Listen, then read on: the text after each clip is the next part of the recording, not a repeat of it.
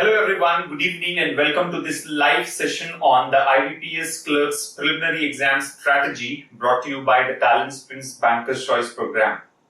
Well, the first slot of the IBPS Clerks Preliminary Exam is going to start tomorrow, right? The 5th of December. And I'm sure many of you have your exam on day 1 itself, that is tomorrow, 5th December. And others who have, who are a little lucky have got 1 week of time, and they'll probably have it next Saturday and Sunday, right? So there are basically 4 slots as per my information: tomorrow, day after, and then it is going to be on 12th and 13th of December. Well, irrespective of that, it's very important that you strategize what you are going to do in that 1 hour of exam, right? You have been performing, you have been preparing all this while in the last 2-3 months, right? You have kind of learned all the different types of shortcuts, techniques, right? Smart methods and various concepts which can help you solve questions from different subjects. But it's time now to deliver. And just preparation alone will not help. You should also go with the right strategy, right? Because most of us are left behind only because what we do wrong in that 1 hour of exam. It is not because of preparation, right? Well, preparation definitely matters. But if you say, just because I have not prepared, I have got disqualified, would be a wrong statement. Because many students actually prepare very well. They spend a lot of time, they put in a lot of effort, hard work, they spend too many hours on preparation. But they don't do what they are supposed to do in that 1 hour of time, right? So it's like that 1 hour is going to be very, very crucial. And that is what we are going to discuss in this session today. That how do you maximize your score in this limited 1 hour of time? How can you capitalize on your preparation, which you have done over the last 2-3 months, and ensure that you get a call for the next round, which is the IBPS Clerks main exam. Alright, so with that objective, let's start this session on exam strategy for the IBPS Clerks Prelims exam. But then you are the ones who are going to perform. So I would like you all to tell me what kind of questions do you have in your mind now. Let me tell you, this session is not going to be on subject, right? We are not going to solve any questions from quantitative aptitude or numerical ability, as it is called in the IBPS Clerks exam, or for that matter, reasoning ability or English language, right? Nothing from subject. It is all about that 1 hour of time which you are going to spend tomorrow or day after or the next weekend. Alright, so please do not post questions from quantitative aptitude or reasoning or English language, right? We are not going to deal with any questions from the subject. We are going to discuss about the exam, right? What should you do in that 1 hour exam?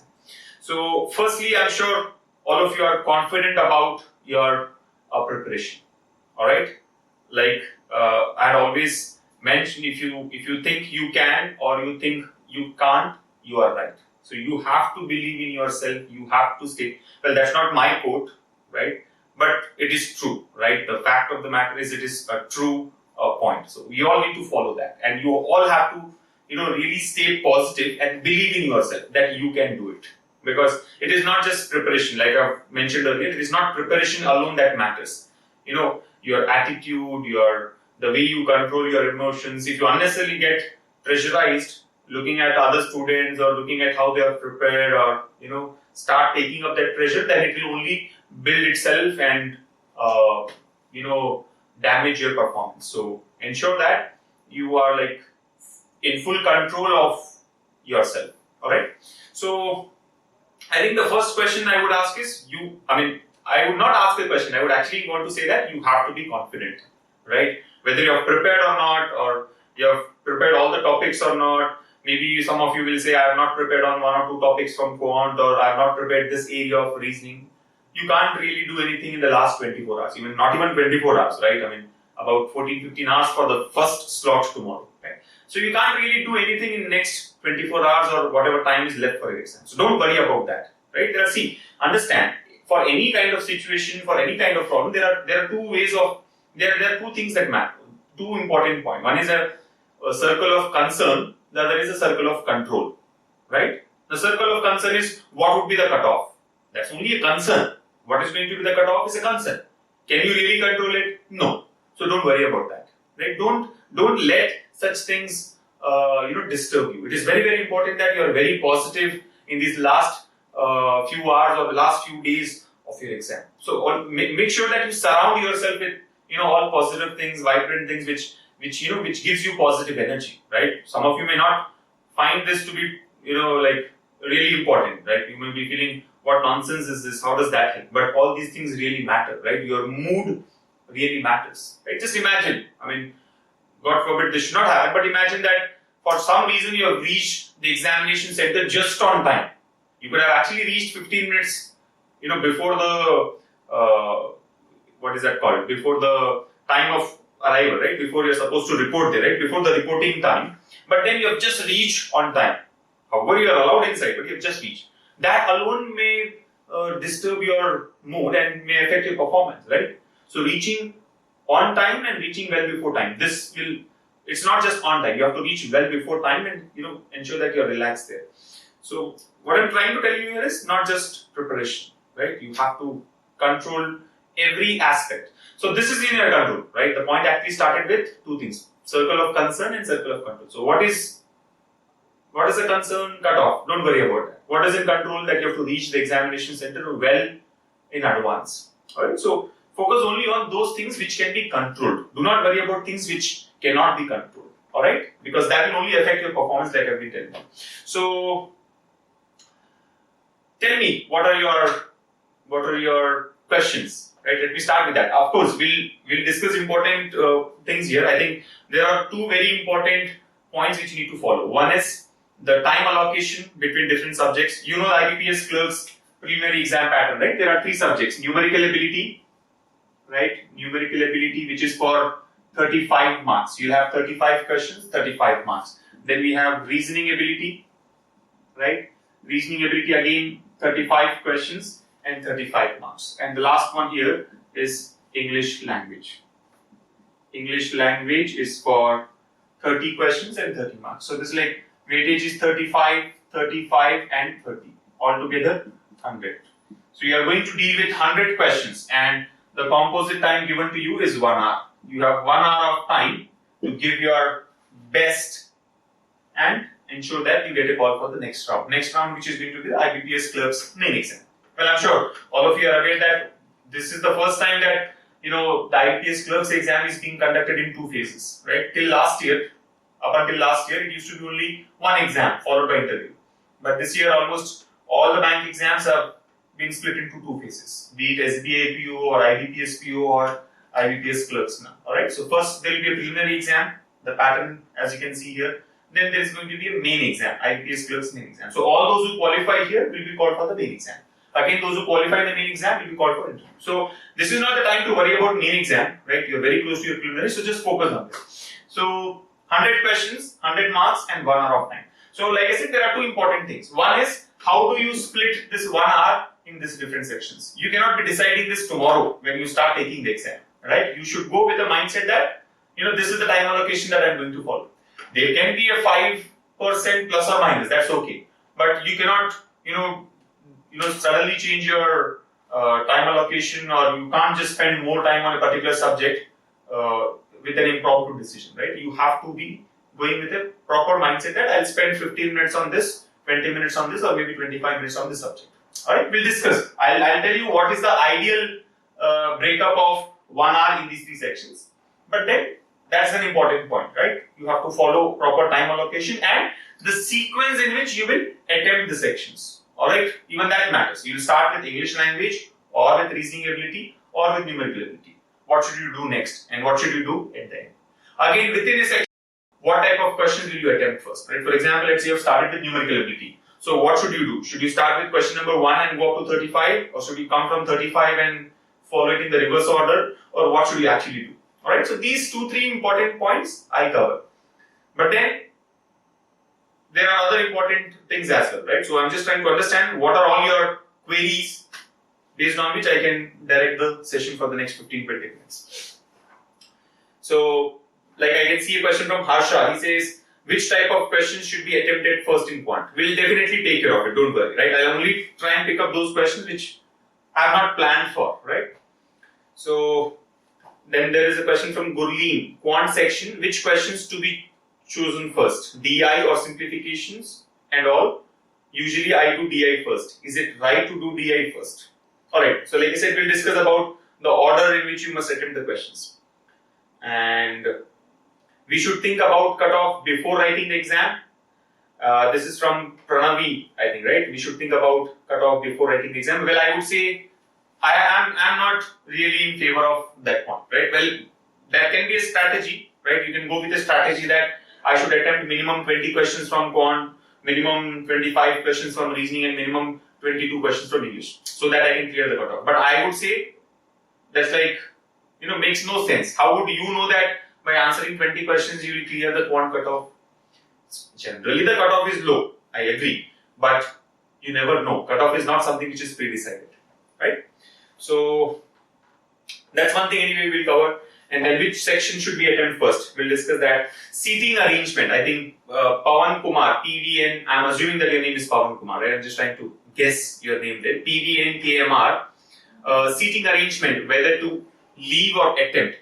Well, seating arrangement, it depends what type it is. If it is a complex seating arrangement, complex circular arrangement or complex linear arrangement, I would say skip it. Understand, again, skipping and leaving are two different things, right?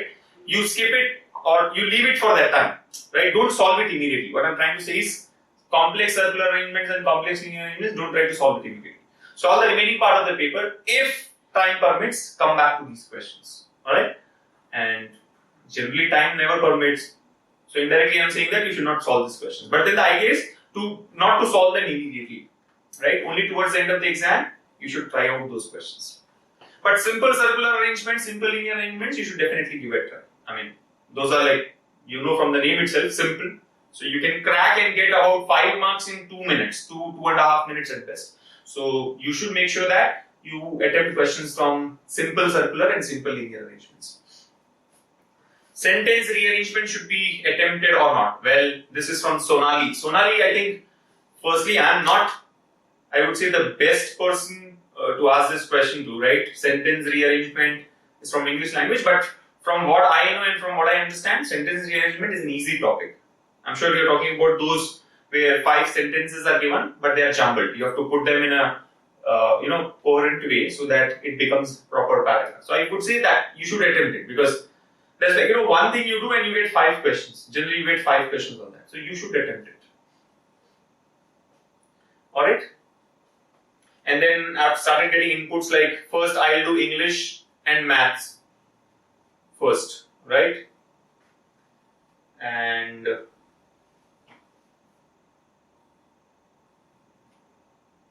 how to tackle English? I am good in quant and reasoning. Well, this is not the time when you ask questions on how to tackle English. What would you do in the next 12 hours that can help you, do better in English? But then I think the fact that you are good in quant and in reasoning, like you say, should help you, get some extra question for English language. You'll have probably a little more time when compared to others who really struggle in quant and reasoning. So your focus only should be to kind of be accurate in whatever you attempt in that section. You cannot be taking chances there, right? If you believe that you're not so strong in English language. Alright?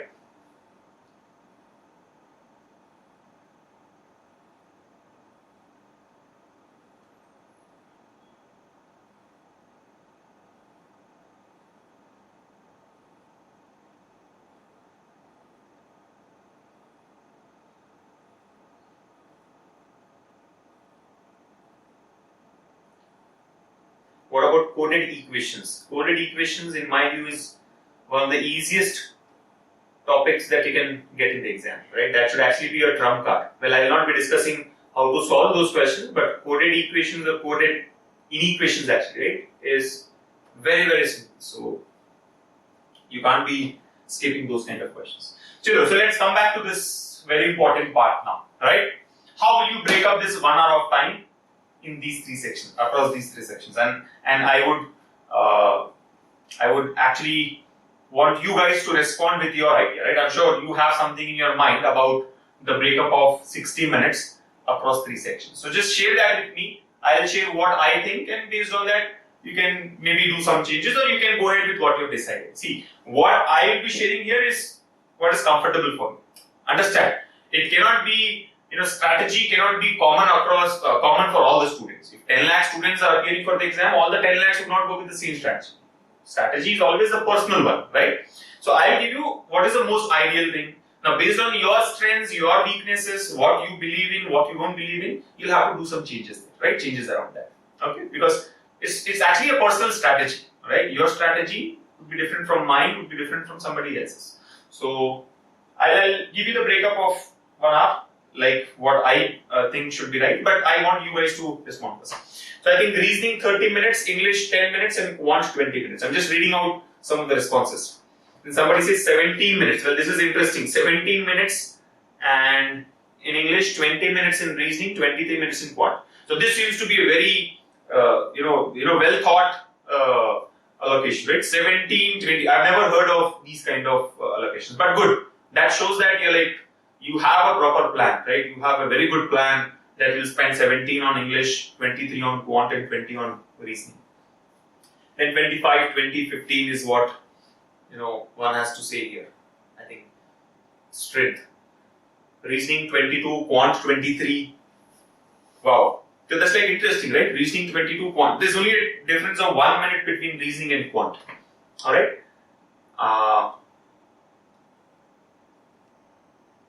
In the last, now this is an interesting question, right? I think this will bring a very important point out. In the last 1-2 minutes, I get tensed given the fact that I did not even open 10 questions. What should I do? This question has come from Venkatesh, right? I want all of you to focus on this. Of course, we are discussing about time allocation, but focus on this first. In the last 1-2 minutes, Venkatesh says, in the last 1-2 minutes, I get tensed given the fact that I did not even open 10 questions. What should I do? So basically what he's trying to say is, last couple of minutes, I know that I have not opened the next 10 questions. I did not even see the next 10 questions. I did not even read the next 10 questions. And this creates tension. So what should I do? 2 things. Tension in the last 2 minutes is okay. Tension should not follow you in the first 2 minutes. That makes it very difficult.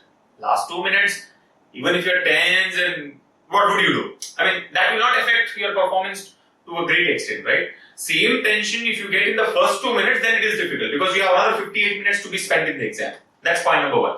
So I think don't really worry about that tension that starts building up in the last couple of minutes. And that's not only for you. That will happen to anybody there. Second important point. You're saying that this tension, the cause for this tension is that you have not even read 10 questions. Now I'm actually wondering, how do you know that you have not read 10 questions? Maybe you're coming out with this point from your experience. All the mock tests that you have taken, maybe in the last 1-2 minutes, you always find that 10 questions are to be read. But then, it was in your control. You did not spend time properly. Right? I'll tell you why this generally happens. See, most of the times, in fact, I would say every time, you would find that for most of the students, the exam starts very casually. When you start the exam, you're not at your peak speed. Right? There's something called as the best speed, and you're working at your highest speed, right? The best speed possible. But that doesn't generally come in the beginning of the exam, right? First 5-10 minutes are like casual, and then you start picking up. Then you start improving your speed, and towards the end of the exam, you're really at your peak speed, right? So the point that I'm trying to make here is that the number of questions that one solves in the first 10 minutes are definitely lesser than what he solves in the last 10 minutes. You would have observed this. I'm sure most of you would agree, right? The number of questions that we solve in the first 5-10 minutes are always lesser than what we solve in the last 5-10 minutes. This is something which is in your control, and maybe it is because of this that you were not able to read the last 10 questions. The point here is your settling time has to be 0. There's something called a settling time, right? The time that you take to get set. It's like when you talk about cricket, a batsman has to set, and only then he starts hitting boundaries. You first settle down, you play 2-3 balls, you're like not in a mood to take risk, and then you start hitting it. But remember, your competitive exam, again, we have taken an analogy of cricket, but your competitive exam is not a test match. It is a T20. And you should be hitting from ball number 1 onwards, right? You should hit each and every ball that you get. You cannot be taking time to settle there, right? And you should actually, or even if you're playing a test match or a one day, you should play like Virender Sehwag, who doesn't, take to settle. You're getting it. I mean, important things to be learned from a different person there, right?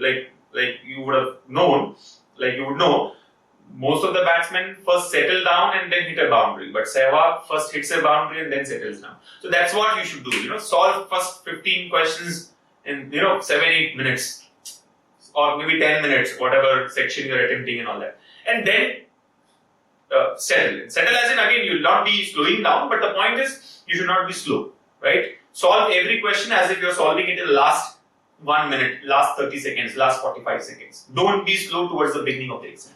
If you want to read all the 100 questions, I'm not saying if you want to solve all the 100 questions, I'm saying if you want to read all the 100 questions, if you want to just go through all the 100 questions, you must ensure that you solve every question at your best speed. And again, not solve every question at your best speed. You attempt every question at your best speed, right? And you should ensure that you choose your questions wisely, right? All these are very, very important. So Venkatesh, I think the query that you have asked has brought a very important point, that your settling time has to be 0, right? I'm sure many of you are agreeing that, yes, we generally are slow in the beginning of the exam. That should not happen, right? Every question, try to solve at your best speed, all right? And more importantly, choose your questions wisely. Generally, what happens is you read a question. You have solved, like, let's say 4 or 5 questions you have answered. Now you're reading question number 6. You have read the question. You have understood the question. You know how to solve this. You also know that it would take about 2 minutes for you to get the answer. The best solution for such a question is not to solve it. Skip and go to the next one. But what do most of us do there? We start solving it. Why? We are super excited. This is only question number 6. You are seeing that, okay, 58 minutes more are there, or 55 minutes more. So I can spend 2 minutes. You are calculating that risk and all that. You're looking at the remaining 55 minutes, which seems to be more, and you attempt this. You end up wasting 2 minutes for 1 mark. You should not do that. A wise person will skip it. Or forget about 6th question, even if it is the first question. It is not that, for you to qualify, you must start with a good note. You may have to leave the first question itself, who knows? But, most of us feel that at least first question I should solve. However difficult or it is, complex it is, right? It may take 2 minutes, but I should solve. No, that's not the right point. First question itself, if you think it is going to take 2 minutes, going by the method that going by the solution that skip it. Go to the next one. And remember, you're not doing anything wrong. You are a wise person if you're skipping it. You are actually wrong when you attempt that question, when you try to solve that question. Getting the point? So you have to choose your questions wisely, whether it is the first one or the last one. What happens when you're solving in the last 10 minutes? If something like this comes, then you skip it. Because you know only 10 minutes are left, let me not spend time on this one. I'll solve more questions. Same attitude has to be copied for the first 10 questions as well, or for the whole 1 hour of time there. Alright, so very, very important that choose your questions wisely. The first thing that you decide the moment you read the question, or the moment you finish reading the question, is should I solve it or not? Is it worth solving or not? Again, you don't have to do some analysis and spend time there. It's like a decision, instant decision. It happens by itself. The moment you finish reading the question, you should make up your mind that, okay, I'm going to solve this. I know I can solve it in 30 seconds, 45 seconds. I'm not going to solve this. This will take 2 minutes. Skip. And that's it. You've attempted that question. It was your decision that you don't want to solve it. So very, very important that you choose your questions wisely and your settling time has to be 0. Every question should be solved as if this is the last 30 seconds I have. Right? It should not be solved that, okay, I have 16 minutes to go or I have 59 minutes to go. Alright? All these things matter. These simple points will help you score that 2, 3, 4 additional marks. And 2, 3, 4 additional marks can shoot your rank somewhere. Alright? So that's about it. Now I'll pick up questions again. I was focusing on what you were asking there. Let's discuss about the breakup and then again we look at the questions. So how will you break up? I've got variety of breakups here, right?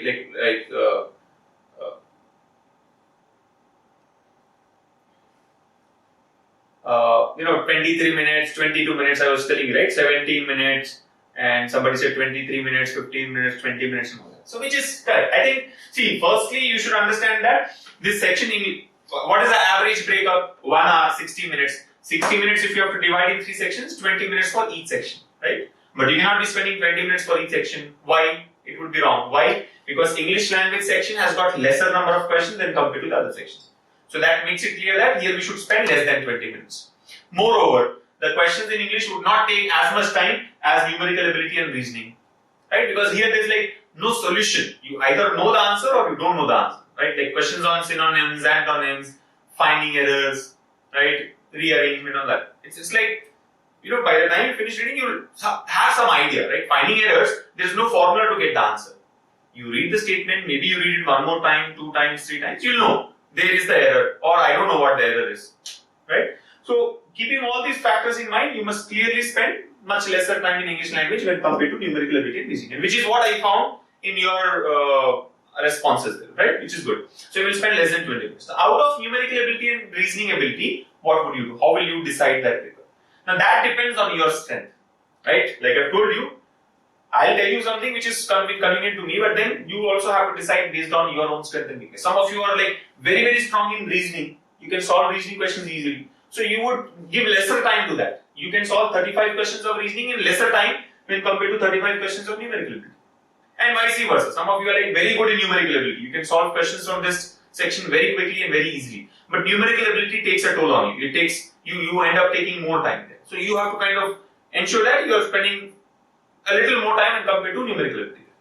Are you able to follow? So all those things have to be kept in mind. So going by that, I would say if you have to look at the breakup, 30 questions, I think maximum 15 minutes. You cannot be spending even 15 minutes and 5 seconds here, right? 15 minutes maximum for this English language section.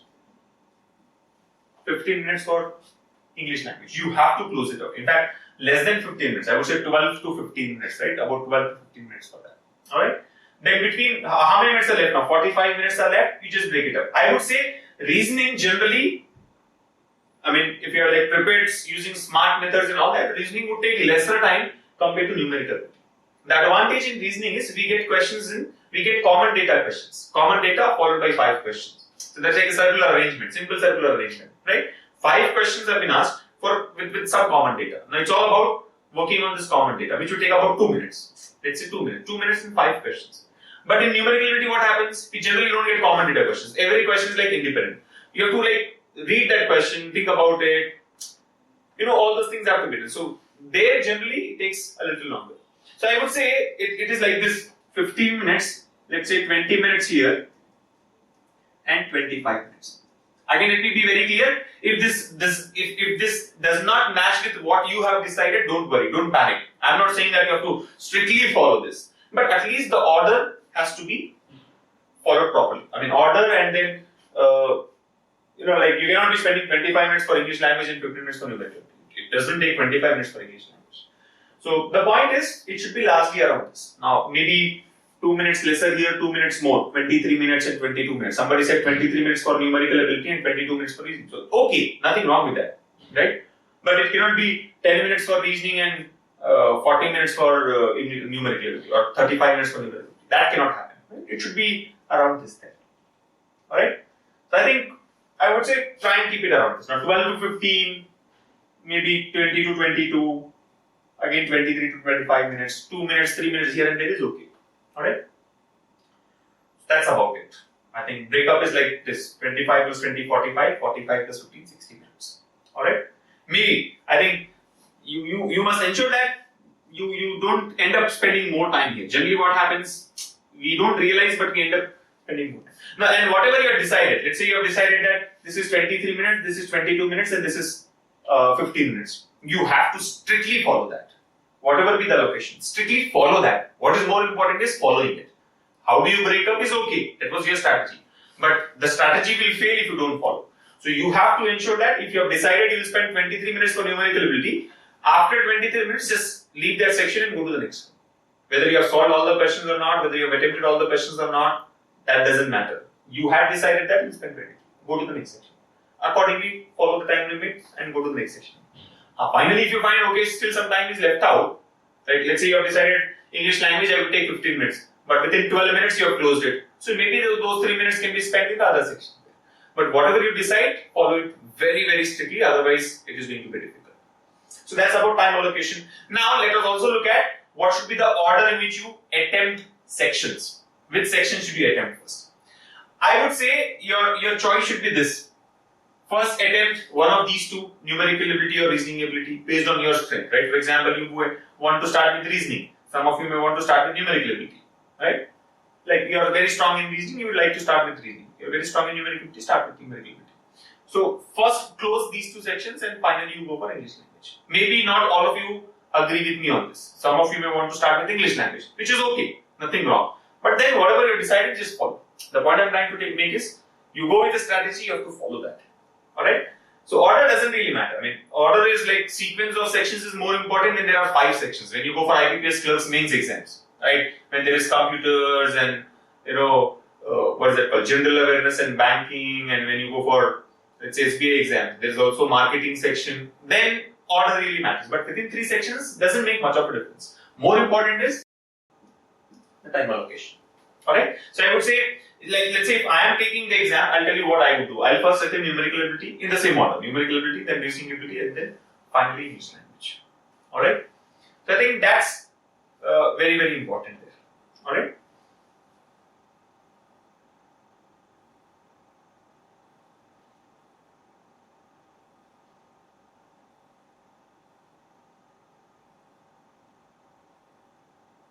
I know I would get these kind of questions that how many questions should I attempt in each of the sections? Out of 35, how many should I attempt? Out of 35 here, how many? Out of 30, how many has to be attempted? Let me tell you, I don't know the answer. Right? I'm being very, very honest.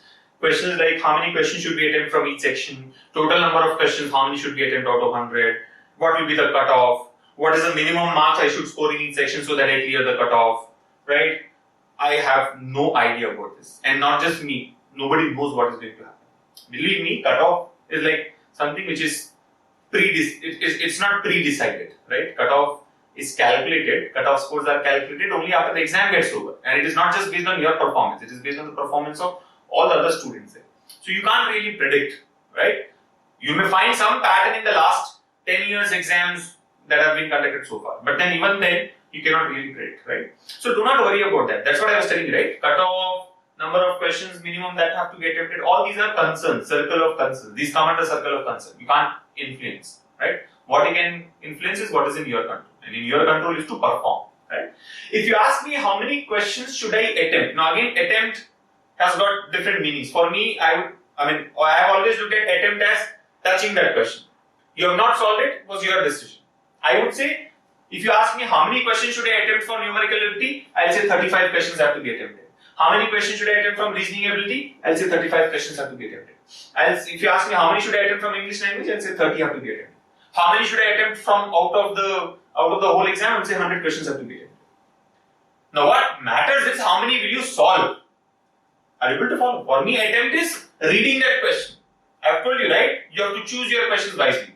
You should attempt all the 100 questions. You may solve only 70 of them. That's a different story. You may solve only 80, 85 of them. Or you may solve only 50 of them.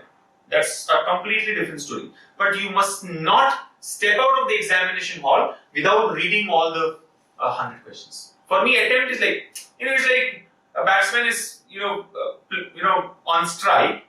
He has played 6 balls. He did not even touch anyone. He has attempted that over. His over is over. I mean, those 6 balls he has faced. He did not hit was his choice, right? He decided I will not hit. Are you able to follow? So you have to ensure that you go through the whole paper. The worst thing that can happen to anybody in such exams, and which actually happens to most of us in the exam, is that we come out of the exam hall and say, I did not even read the last 10 questions. Like somebody pointed out, right? In the last 1-2 minutes, I get tense because I have not read the last 10 questions. That should not happen. You have to avoid that. And how do you avoid it? Only by choosing your questions wisely and ensuring that you're at your best speed from 0th second to that 60th minute, to that end of 60th minute. Right? You have total 3,600 seconds to be spent in the exam. So from 0 seconds to 3,600 seconds, you have to be at your best speed. Right? Only that can ensure that you attempt all the 100 questions. Right? For example, in reasoning ability, you get complex circular arrangements. Let's say in reasoning ability, question number 51 to 57 are on complex circular arrangement. I will see the data 51 to 57. I'll only spend about 15 seconds on that. I'll get a sense that, okay, this is complex because I have to arrange persons and I have to also decide their favorite colors. Right? Or maybe I have to decide the relationship between these persons. I know it is complex. I'll skip it. I'll immediately skip it. That means 51 to 57, my attempt is over. I have attempted those 7 questions. I did not solve. It was my decision. I don't want to solve it. I'll come back if time permits. Getting the point? So, keeping the meaning of attempt as that, I would say you attempt all the 100 questions. Right? Now, if you ask me, how many should I solve so that I clear the exam? I don't know. I seriously don't know. I would say nobody knows. Even if somebody is telling you that you solve 54 questions and you will clear the cutoff, I'll say don't believe. Nobody knows that. Just like asking you what will be the score of the cricket match that is going to be held tomorrow. Would you tell that? No, you'll not be able to do that. Right? So I think very, very important. Choose your questions wisely. Settling time has to be 0. Time allocation has to be strictly followed. The sequence in which you attempt the questions have to be strictly followed. Alright? And attempt all the 100 questions. Your target is not to solve all the 100 questions. Your target is to attempt all the 100 questions. Right? So just ensure tomorrow when you step out of the examination hall, you must say that, okay, I've read all the 100 questions. If you're not able to solve, that is because you did not prepare properly. Your preparation matters, definitely matters. Alright? So, I think that's about it. Now, what kind of question should we attempt? Like somebody was asking in numerical ability, should I attempt data interpretation first or should I attempt simplifications and all these type of questions first? I would say that doesn't really matter. What I would actually focus on is what you should not solve. Are you able to follow? Within a section, I think order doesn't really matter. I mean, question number 1 to why order doesn't really matter. Why am I saying this? Because I am going to attempt all the 100 questions. Right? Who will ask these type of questions? If you really look at it, see, I'm not trying to discourage you or demoralize you, but if you understand, who will ask me, should I attempt data interpretation questions first or simplification questions first? Somebody who is prepared for not attempting all the 100 questions. But when you know that you are anyway going to read all the 100 questions, it doesn't really make a difference. Because you'll solve simplifications also, you'll solve data interpretation also. And it is not that when you solve data interpretation first, you will get more marks. Whether you solve in the beginning or at the end, you are going to get the same marks. Are you able to follow? So I would say that doesn't really matter. What matters is what you should not spend too much time on. Like for example, when it comes to numerical ability, number series. Number series has been an important topic in bank exams, especially in the clerical exams, right? They generally get 5 questions from number series, which can be on finding out missing number or finding out the wrong number. I would say you have to give it a try. I'm not saying you should not attempt it. You should definitely attempt it. But don't spend too much time there. Because number series, there's no method. Is there a method to get the answer? No. Is there a formula to get the answer? No. Is there a shortcut? Is there a technique? No. It is all trial and error. You have to identify the logic. Logic cannot be identified using a formula, right? You have to look at the series, think of various patterns there. If what you are thinking matches with what the examiner has thought, then you get the right answer. Then you find out the missing number or the wrong number. But if you don't get the right logic, you'll have to think once again. Again, you'll have to think till you get the right logic. Now, something like this has to be carefully attempted. Are you able to follow? Give it a try, but not more than 10-15 seconds. I would say 10 seconds, 15 seconds. If you think you are getting it, close it. Otherwise, just skip and go to the next one. Right? Don't spend time on number series there. Right? You might have practiced 1000 questions on number series, but that does not guarantee you will get 5 out of 5 in the exam. And you might not have practiced number series at all, but you may get 5 out of 5 in the exam. It all depends. Depends on what? Depends on getting the right logic at the right time. And when something is like this, we should not really worry about that. Give it a try. I mean, it's like situational, right? You don't know what is going to happen. But if it is a question from time and work, then you have to solve it. Because time and work has got a method. Any question from time and work, there is a method to be followed. Simplification, there is a method to be followed. Data interpretation, there is a method, technique, formula, concept that you can apply and get the answer. Alright? So, number series, I would say, be very careful. And that can be frustrating. The problem with number series is, we are like coming very close to the answer, but you don't know what the answer is. So you think, I've already spent 30 seconds, let me try one more time. This time I'll get it because I'm very close. You spend another 15 seconds, you don't get the answer. 45 seconds are gone. And this time you have come even closer. So you feel like, okay, let me give one more try. Maybe this time I'll get it. And you spend another 15 seconds. You have spent about 1 minute, you're not able to complete it. Now you cannot leave it. Human nature, right? You feel like I have already spent 1 minute on this. Now this is a waste of time. So instead of going to the next question, let me try once again. Maybe this time I get it. And if I get this time, at least that 1 minute will not be a waste. I have scored 1 mark at least. And you invest more time and you keep investing. It's like pure gambling, Number series, I would say, is like, gambling. You keep putting your money expecting that this time I'll win. You never know. It's all luck, right? And you cannot depend on luck there. So that has to be dealt with very carefully. Reasoning ability, I've already told you. Questions on complex circular arrangements. Questions on complex linear arrangements. Skip. That's the best solution, I would say. Skip is a very, very important solution for certain type of questions. So just skip. Don't get into that mess, right? Don't try to prove yourself. I have solved complex circular arrangement. Examiner will say, oh, so what? 5 questions you have answered, you get 5 marks. Whether you have solved 5 complex circular or 5 simple circular. Let's say there are 2 persons. One has solved 5 complex circular arrangement questions. The other person has solved 5 simple circular. Both of them will get 5 marks only. Just because he has solved a complex one, he is not going to be awarded more marks. Basic intelligence, right? So avoid getting into that mess there, right? Skip, if time permits, come back. Alright? In English language, it's like, I am not really sure, but I mean, you may not want to leave any questions from English language. 30 questions, like you have to attempt all the questions anyway. But then reading comprehension and all, I would say try and do it towards the end. First try to solve other questions, right? Reading comprehension, you must know that first read the questions, get a sense of what type of questions has been asked, and keeping those questions in mind, try to focus on the passage, so that you can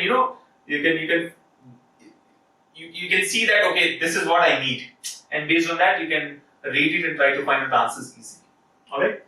So I think importantly, those complex circular arrangements and all these type of questions, right? Coded inequalities, machine input output, simple circular arrangement, simple linear arrangement, complex assignments. Complex assignments, the name is complex, but if you know the SMART method, complex assignments can be done in 2 minutes. Blood relations, syllogisms, which is very important. All these have to be attempted. I mean, no choice. There's no choice. Okay. Same is the case with numerical. Everything else has to be tried. Okay. But then sometimes question can be very lengthy. Like data interpretation, there are 5 questions. Doesn't mean that you have to solve all the 5. Solve only 3. There are 3 easy, 2 complex ones. Easy and complex, not based on the difficulty level. Easy and complex based on the amount of time that you have to spend. Right? 3 data interpretation questions take 1 minute altogether. The other 2 data interpretation questions take 2 minutes, both of them together. You solve only those 3 and go. Go as in go to the next section. Right? Don't go out of the exam. Go to the next section. Go to the next question. Right? Choose questions very, very wisely. That's very, very important. You must only look for loose balls. Only hit boundaries. Try to hit boundaries. Why do you take single and put in a lot of effort and waste your time? Right? Instead, hit boundaries. Skip 2 balls. That's okay. But third ball, hit a boundary. So in 3 balls, you have got 4 runs. Instead of hitting 1 run on each ball and 4 balls, 4 runs, 3 balls, 4 runs. Which is better? 3 balls, 4 runs is better. Nobody will question you. You left 2 balls. So what? I have scored 4 runs. That fellow has also scored 4 runs. Who is better? You are better, because in 3 balls, that fellow 4 balls, 1 run, 1 run, 1 run, and 1 run. So, I'm sure all of you know this. What we do is we fail to apply this, right? So that's the point. Now let me just look at some questions here, and I think we are good to close. And very importantly, I think few last minute tips are like, know your examination center well in advance, especially those who have your exam tomorrow. Just don't believe somebody saying that there you take a right turn, left turn, then you'll find a red building, behind that only the college is there and all that. Don't go with those kind of instructions. Ensure that you have visited the examination center at least once, or only once is enough. No point in going 10 times there, right? Go to the examination center once before you, before the D-day, before the actual day of the exam, right? You cannot be just unless you know it very well, right? You may know a particular college, you have been there earlier hundreds of times or maybe 10 times, so you know it, that's okay. But when you don't know something, make sure that you visit the campus. Like I said, sometimes what happens, you go by some instructions, you fail to locate the college or locate the examination center, and there the nervousness starts building up. You have not even entered the examination center, but you are already nervous. Why? You are not able to find the college. And how do I do it? Nobody is helping you. Nobody is able to help you out, right? And that pressure starts building up, right? You will reach on time, you will enter, but you will enter with something else in your head. What is that? That whole lot of pressure.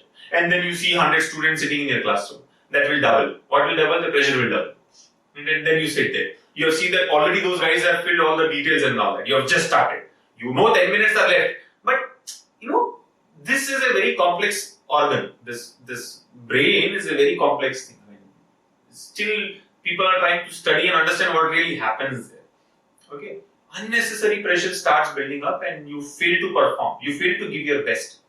Alright? That's what I was telling you, right? It is not only because of bad preparation that people get disqualified in the exam. It is not just bad preparation. Bad preparation as in, not so great preparation. The other important factors I would say are like how you perform there, right? So preparation alone never helps. You have to control all these aspects, and then and ensure, especially those who have their exams tomorrow, right? Tomorrow, which is 5th of December, I would say, what you will do after this session gets over? Nothing. Clear nothing. Do not do anything. Don't try to sit and mug up all the formulae or prepare something or take one mock test before your exam tomorrow, right? I would say last 12-15 hours of the exam, you must only try and relax yourself. Like I said, you kind of, stay, in positive energy, right? You have to feel really positive, right? Tomorrow morning, 8 o'clock, you have an exam, and you took a mock test now. 6 o'clock, the session gets over, you start taking a mock test. And then, in the mock test, you perform miserably bad. Like, very low score. You have been performing very good all these days. Last 2 months, you have performed good. Today, in the mock test, something went wrong. Even silly questions, you have made mistakes. You have made silly mistakes and you have lost your marks. What will happen? Will that help you? No. It will only, affect your performance tomorrow. You will not be able to sleep. Or you have performed very bad in this mock test. How will I perform tomorrow? Don't do that. Maybe you will perform exceptionally well also. Even that's possible. But then what will happen? Will that really help? You'll feel positive. Okay, I'm doing better. But then don't take chances. Right? I would say do something which you like. Right? Relax. Spend time with friends, or do something which you like to do. Other than preparation. Right? Other than preparation. Because that's very important. Right? And have a good sleep. Tomorrow you have your exam. Make sure that you at least have 8-10 hours of sleep before you go. Don't burn the midnight oil today, right? Whole night you're awake and you're looking at something in quant and reasoning so that you can get just 2 marks extra in the exam tomorrow. That will not help, right? You have to be full of positive energy and also stamina, right? And that comes through good sleep and right. So try and relax yourself. I would say enjoy it. Again, don't do risky things, right? Going and playing cricket there and you hurt your hand and you're not able to write in the exam tomorrow, right? Don't do all those things. Some hobby and all that. I'm sure you're able to follow what I'm trying to say, right? So keep yourself relaxed. And Mali has asked a question. Blood relation in circular arrangement questions is better to skip. It is 100% to be skipped. It is not the question of better or not. It has to be skipped. Blood relation in circular arrangements will only make it very, very complex, right? And that combination is very, very bad. Blood relation in circular arrangement. I'm not saying you cannot solve it. If you want to take it as a challenge, you can always take it as a challenge and solve it. But taking it as a challenge in the exam is called foolishness. So better you skip it. Not just blood relations, I've told you, right? Even if it is a kind of question which involves arranging people and then deciding their favorite color, I would say skip it. Don't get into all this trouble there.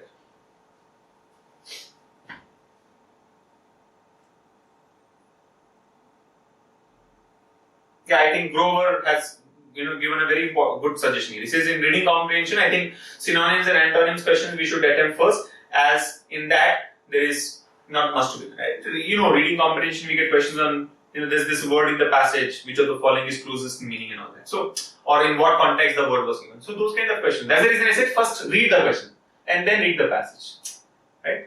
Or if at all you are completely leaving a reading comprehension there, or reading and comprehension passage there, only look at the question. Sometimes what happens, direct questions are asked for which the passage is not required. Synonym is asked for a given word, and you already know the meaning of the word. You don't have to read the passage for that. Right? So these all really matter. Of course, this is like a subject point of view, so I was not getting into detail, right? Sonali says questions of SI and CA should be skipped or not. I would say no. Why would you skip simple and compound interest, right? It depends. It depends on how complex the questions. If you ask me topic by topic like this, I would say I don't know. I mean, if I say no, don't skip, tomorrow you may spend 3 minutes and solve that question. That makes no sense. If I say skip, tomorrow even an easy one you may skip. So I don't want to do it at topic level. You decide. You decide on that, at that moment, right? You are the one who is going to take that call. Nobody else is going to help.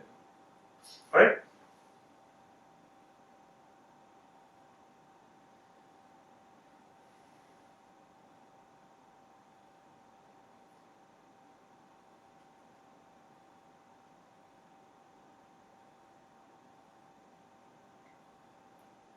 Vaishnavi says, I can't able to sleep before the exam. I don't know.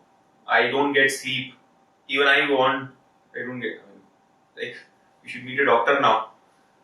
But I know, see, feeling pressurized few hours before the exam is natural, right? You cannot avoid that.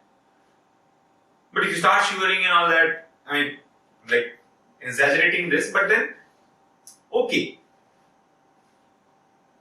You did not have a sound sleep is okay. But you cannot keep yourself awake like this. What will happen tomorrow? What will happen tomorrow? And you can't be looking at things like this, right? So that should not happen. It is natural. Like I said, and some amount of nervousness is also required. It's not that you're like, again, overconfident. You cannot be overconfident, but anything should not hamper your performance. That's what I think.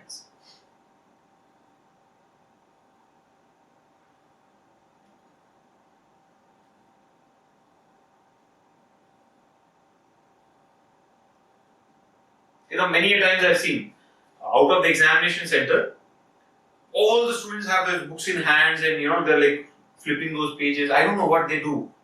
I really fail to understand what is happening there, right? You should not do that. I would strongly recommend do not to do that.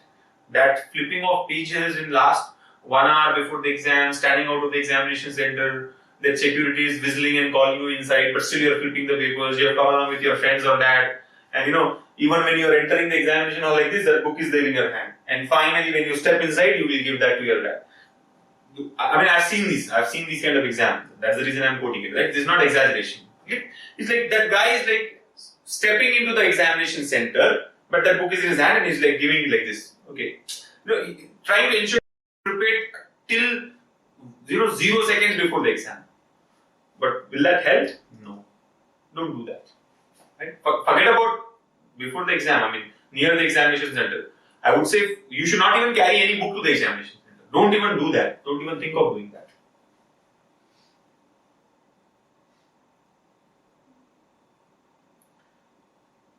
Alright? And I trust all of you know about the interface, right? The examination interface. Of course, you've been taking online mock tests on the TalentSprint platform as well, which is quite similar to the exam interface. But then, those who are not aware of it, make sure that you get to know about that interface there. How do the questions appear, the question palette, how to answer question, where to click, how to save your answer, how to mark your answer for review. All these things you must be well aware of. And for that, I think you can just go to YouTube and search for IBPS exam interface. You'll get lots of videos. You can just refer to one of them and get a clarity on that. I'm sure most of you would know it, but those who are not aware should definitely do this before the exam. Do it now if you have not done it. Right? Tomorrow in the exam, you should not be surprised. Oh wow, blue color, pink color. No, don't let that happen. Shock or surprise, any kind of shock or surprise on the D-Day can affect badly. Right? So don't do that.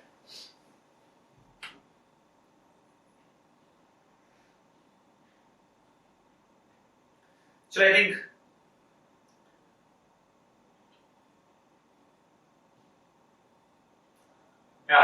no more questions.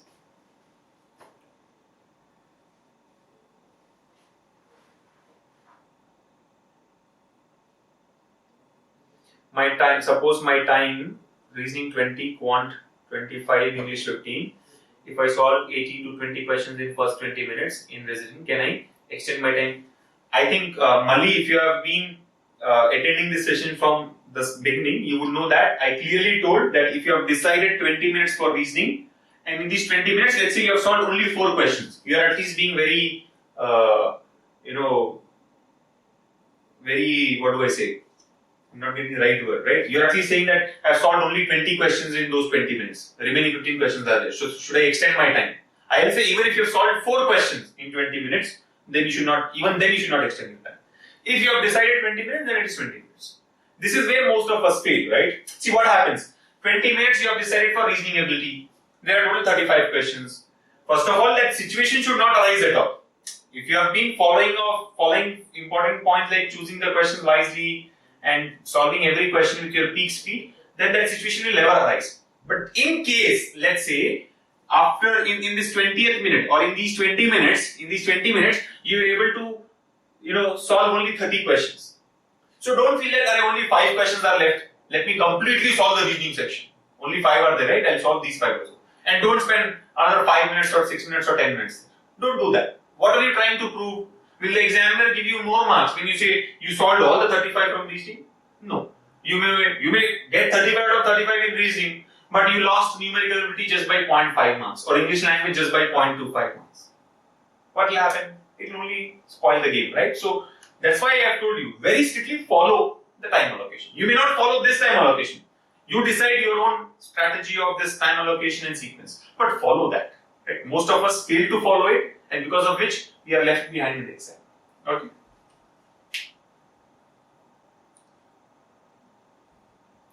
Alright, so I think relax. That's the mantra. I generally say practice, practice, practice, but this is not the time, right? I would say relax, relax, and relax. Alright. So do well in your exam, perform well. I'm sure your preparation over the last 2 months or whatever time you've prepared for will definitely help you clear this exam if you have prepared the right way using smart methods, smart techniques, right? You know that all the students who have been participating in this free live session, this is not the first session that we're doing for IBPS Clerks exam, right? I think for the last 1.5 months, we have done over 6 to 7 sessions for IBPS Clerks preliminary exam, where we have discussed different types of questions from all the sections, quantitative aptitude or numerical ability, reasoning ability, English language, right, using smart methods, right? So, you know, those who all have attended these sessions would know that there are methods which you can follow and save a lot of time in the exam, okay? And one such method is skip, which I frequently talk about, right? If you understand the importance of that method, okay? So just go through these. I mean, not for the clerks exam, but when you attempt any other exam in future, I think what matters in competitive exams like these is that you start your preparation early. All right. So definitely give your best shot in the IBPS Clerks Prelims exam. Hope for the best. But then there are bank exams coming up next year again, right? IBPS PO, SBI PO, SBI Clerks, SBI Associate PO, SBS. Don't ask me for the dates. I'm saying that exams would come, opportunities would come, but how prepared are you in advance is what matters. Alright. However, with respect to your IBPS Clerks preliminary exam, I think TalentSprint wishes the best for you, right? I'm sure you guys will perform well and come out with flying colors, and we'll meet again for such free, exclusive live sessions for the IBPS Clerks mains exams, right? Which is the next stage of the recruitment for IBPS Clerks, right? So wish you all the very best. Remember, relax, relax, and relax. Just keep yourself, positive and try to think positive and be confident, because in this last moment, preparation will not help, right?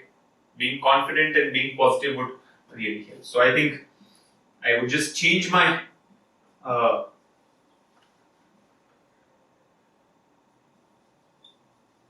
regular formula, right? I generally say practice, practice, and practice, but I think it's time that you relax now, right? So keep yourself calm, and like I said, those who have their exam tomorrow, what do you do right after this session? Do this and have a good night's sleep, right? So wish you all the best. See you in the next session. Thank you.